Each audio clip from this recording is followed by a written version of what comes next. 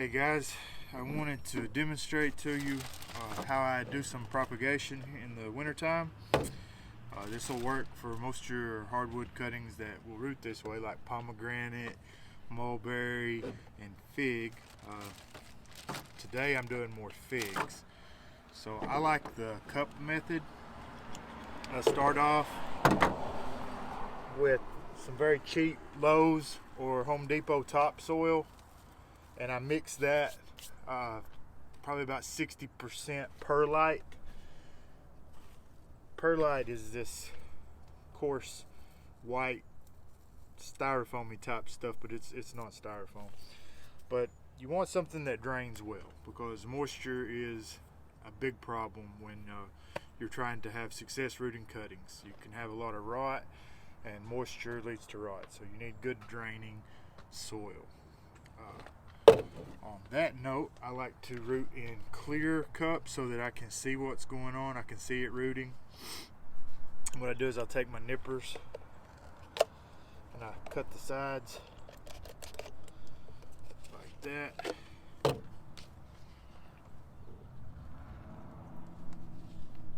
Just so that the water can come out, because you don't want it sitting there in the bottom. So for this particular bag, I have a fig called White Triana. I have 4 in this bag, so I'm going to go ahead and prepare 4 cups.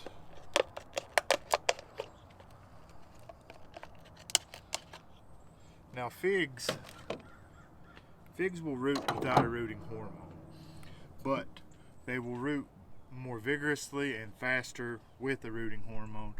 I personally like Clonex rooting gel. It just does a better job for me.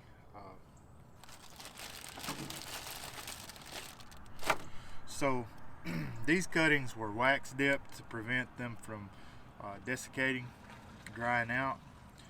You want to leave the top waxed to help trap moisture, keep it from drying out.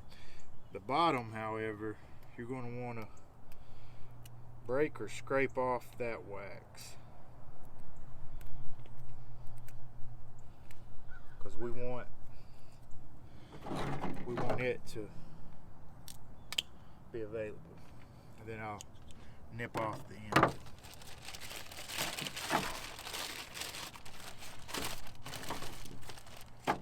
How I do things is not necessarily the best way or the right way, but it's the way that I have found to work for me.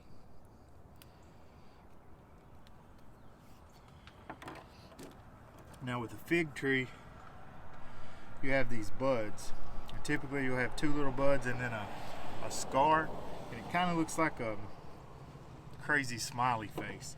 So just remember that when you're rooting, so you don't root them upside down. They will root upside down. It's not a big deal, but I prefer them to root the right way.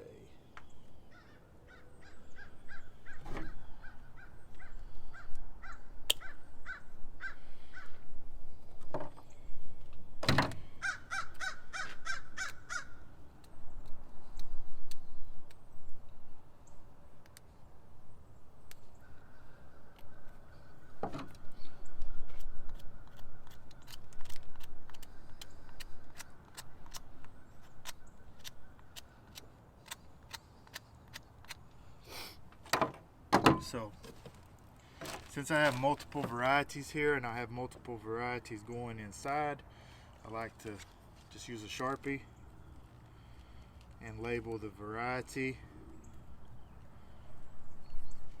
on the cup.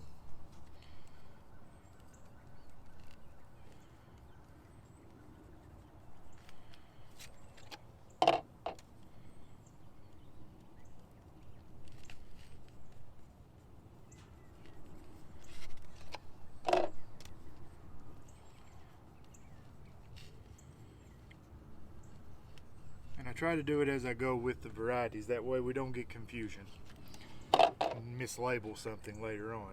So That way it grows, it's great, you plant it and you think, oh man, this is the best thing ever was, and you have it labeled wrong. So for fig cuttings, you want 3 nodes at least. These are nodes, and typically you want 2 nodes below the soil and 1 node above. So I get a scoop of my soil mixture. Now this soil has been moistened, but I can squeeze it and not get any moisture dripping out. In the past, I had it where just a drop or so would come out, and I found that that is just too wet. So this just feels moist to the touch. So you have your outer bark layer, and underneath there you have a much greener layer, which is called the cambium. And for me, I like to scrape down to the cambium,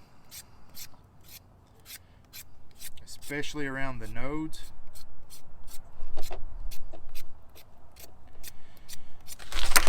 But you don't want to scrape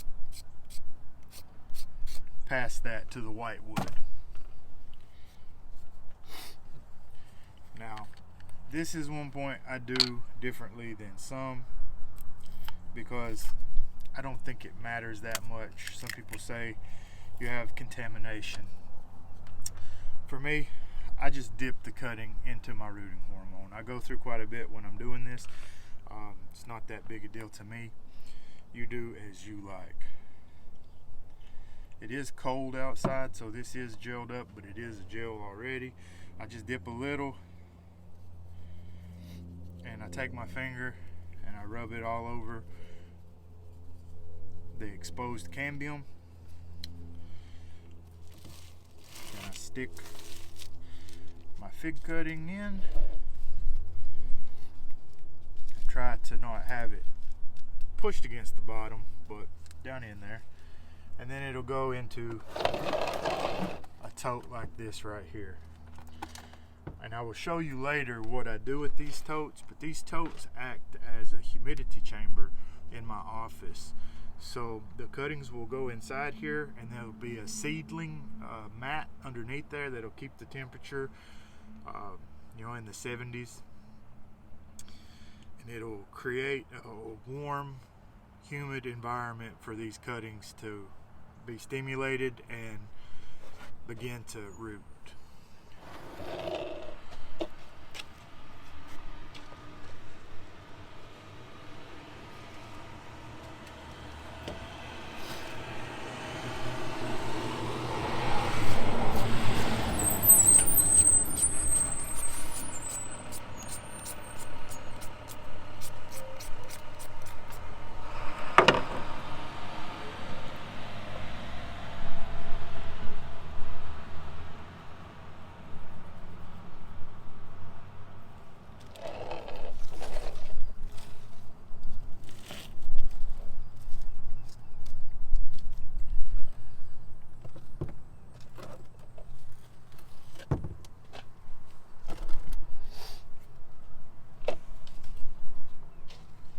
It is a bit chilly today, but it won't hurt anything, because these cuttings that have came from friends or been ordered, they've already been stored in the refrigerator to keep them dormant.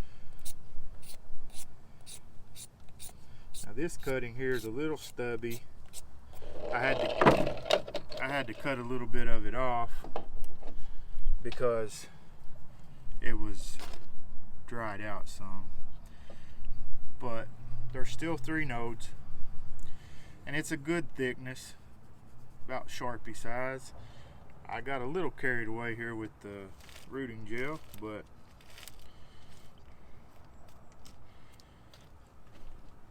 it'll be all right.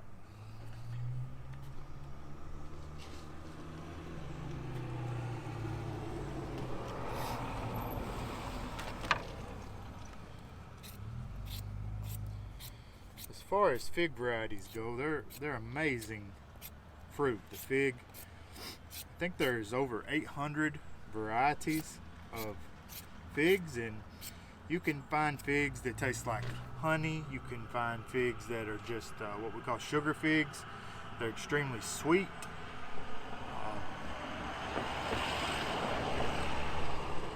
Some of these figs have a pineapple flavor profile, peach, various berries, lots of different. I mean, some fig varieties are very, very complex, very tasty.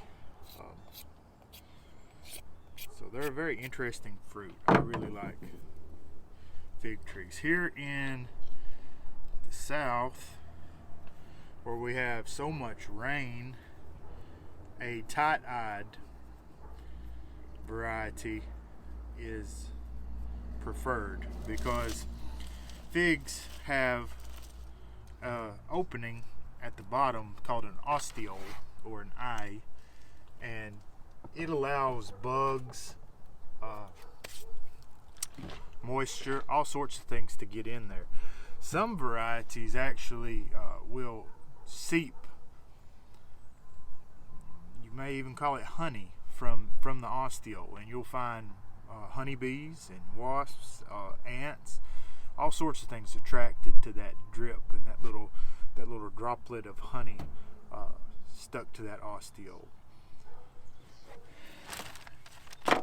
So those are kind of varieties that we like, is the tighter eyed, so that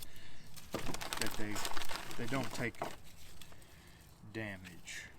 So we have several different varieties here. Noir de Barbentane, Hunt is a American Heritage variety. Etriano, Hativ, Barbentane again, LSU Champagne. The Louisiana State University, they had a fig breeding program at one point, and they were developing their own strains of figs that will do well in the hot, humid South, and they came up with some excellent varieties. Champagne is one that's very popular. Sumaki is a Middle Eastern variety. Abacu, I think is Italian.